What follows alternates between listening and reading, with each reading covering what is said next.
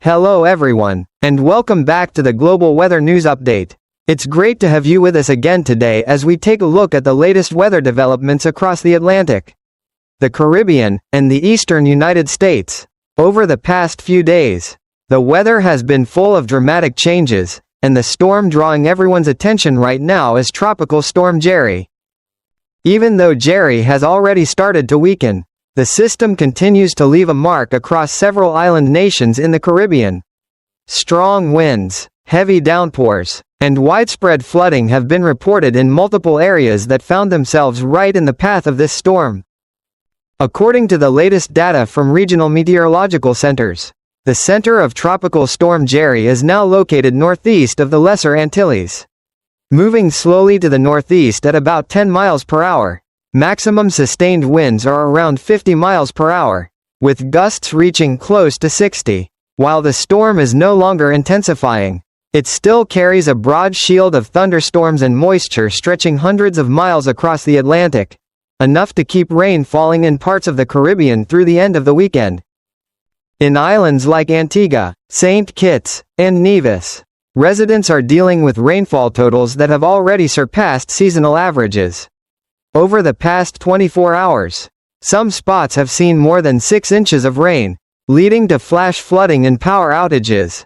Roads have turned into rivers, low-lying areas are underwater, and emergency crews have been working non-stop to clear blocked roads and restore services. Officials have urged residents to stay indoors and remain alert for landslides and flooding, especially in hilly regions. Forecast models show Jerry continuing its northeastward path, moving farther into the open Atlantic where cooler sea temperatures and stronger wind shear are expected to weaken it further. The storm should lose tropical characteristics completely by the end of the weekend. But as long as the storm's southern flank remains active, parts of the eastern Caribbean will continue to experience heavy showers and gusty winds through early Saturday before conditions start to calm down again. Meanwhile, over in Puerto Rico and the U.S. and British Virgin Islands, outer rainbands from Jerry have begun sweeping through, bringing periods of heavy rain and gusty winds. In eastern Puerto Rico, places like Fajardo, Humacao, and Ceiba, showers have been on and off throughout the day, sometimes accompanied by thunder and lightning. Coastal waves have risen to 6 to 10 feet, forcing small craft to remain at port. Overnight and into Saturday morning, rain will likely intensify, with local totals of 3 to 5 inches possible, raising the threat of urban flooding and mudslides in mountainous terrain. Satellite imagery shows that although Jerry's core is weakening, a large cluster of thunderstorms is still flaring up southwest of the storm's center. Stretching toward Hispaniola, this means both Haiti and the Dominican Republic may see more rain through the next 24 to 36 hours. Some weather models even suggest that Jerry might briefly interact with another low-pressure area to its east, keeping the region cloudy, wet, and unstable longer than originally expected. Farther north, the Bahamas, which have enjoyed a relatively quiet stretch of weather lately, are once again on alert. A new area of low pressure has developed off the east coast of Florida, sending tropical moisture streaming toward the northern islands, including New Providence, Abaco, Eleuthera, and Grand Bahama. These areas could face heavy showers, thunderstorms, and strong gusty winds. There's even a small chance of isolated waterspouts or weak tornadoes along the coast. Local authorities have issued storm alerts and advised residents to avoid the beaches, as waves could build up to 8 feet in some spots. Over in Jamaica, scattered showers and thunderstorms continue, mainly across eastern parts of the island and the central mountains. Even though the island isn't directly affected by Jerry, moisture from the southern Caribbean has kept the atmosphere unstable. Showers are expected mainly in the afternoon and evening hours. Cuba, especially the northwest around Havana and Matanzas, is also seeing more clouds and rainfall due to converging winds between the Gulf of Mexico and the Caribbean Sea. These storms may bring brief gusty winds and lightning, but conditions are expected to improve later this weekend as the trough moves away. In the coming days, meteorologists will be closely watching the area between the Bahamas and Florida, where the new low-pressure system could gradually organize.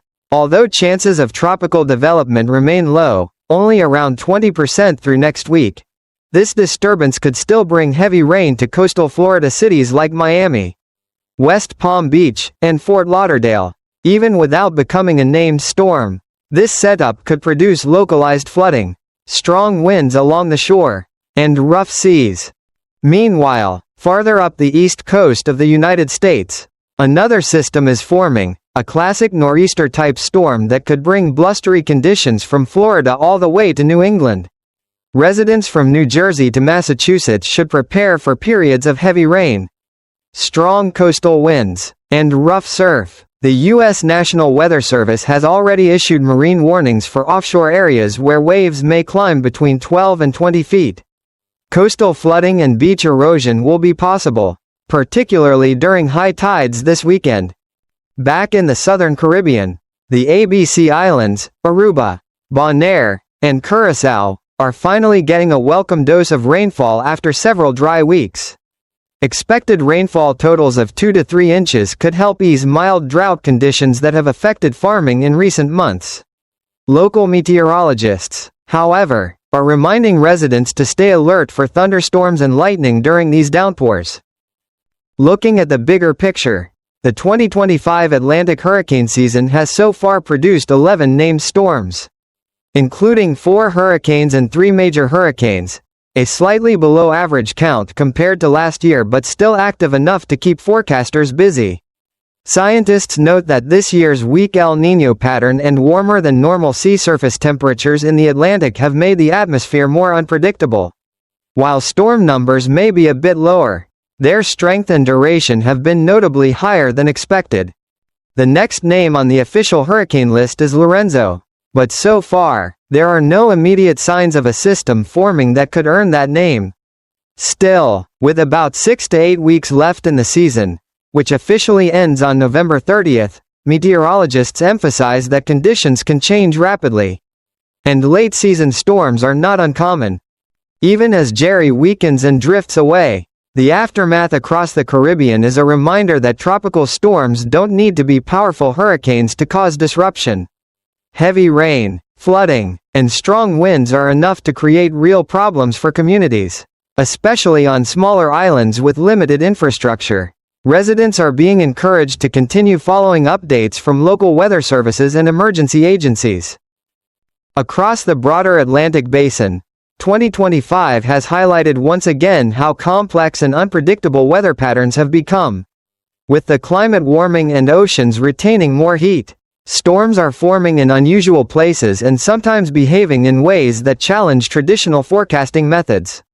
Today's advanced satellite imagery and modeling systems allow us to track storms more precisely than ever before.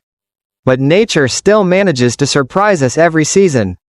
And so, while Jerry slowly fades into the Atlantic, it leaves behind a clear message: the hurricane season isn't over yet.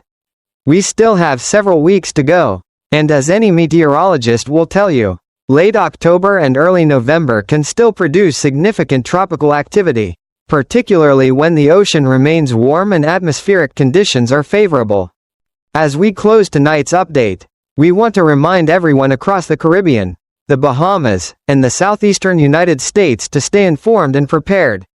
Keep an eye on local forecasts, secure your property if needed, and avoid traveling in areas under flood advisories. That's the latest on Tropical Storm Jerry and the developing weather situation across the region. We'll continue to bring you updates right here on the Global Weather News channel as new information becomes available. Thank you so much for watching. Stay safe, and we'll see you again in our next forecast.